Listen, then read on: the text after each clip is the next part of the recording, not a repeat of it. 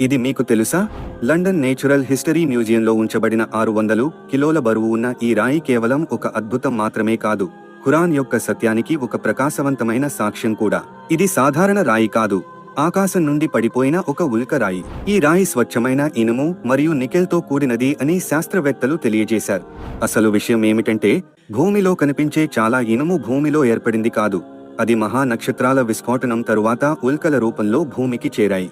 ఎందుకంటే ఇనుము ఏర్పడటానికి కావలసిన ఉష్ణోగ్రతలు భూమిలో కూడా లేవు, మన సూర్యుడిలో కూడా లేవు.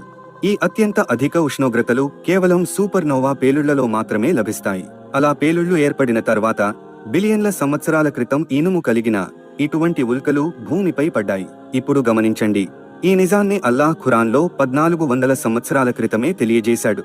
అదేమిటంటే, మేము ఇనుమును దింపాము, అందులో గొప్ప శక్తి ఉంది మరియు అది మానవులకు అనేక ప్రయోజనాలను అందిస్తుంది. సూరహ్ అల్-హదీద్ 57 ఆయత్ 25. ఇక్కడ ఉపయోగించిన దింపాము, అంజల్నా అనే పదం స్పష్టంగా ఇనుము భూమికి వెలుపల నుండి వచ్చినదనే అర్థాన్ని సూచిస్తుంది. ఇది ఖురాన్ తెలిపిన సత్యాన్ని ఆధునిక విజ్ఞానం ఈ రోజు ధృవీకరిస్తోంది. శాస్త్రం ప్రతి అడుగులో ముందుకు సాగుతున్నా ఖురాన్ ఇప్పటికే దానికి మార్గం చూపించిన ఏకైక దైవ గ్రంథం. కాబట్టి మిత్రులారా, విశ్వసించండి, ఆలోచించండి, అమలు చేయండి. కాలం మారినా, ప్రపంచం మారినా, అల్లాహ్ మాట మాత్రం ఎప్పటికీ మారదు. సత్యం శాశ్వతం, ఎందుకంటే అది అల్లాహ్ వాక్యం.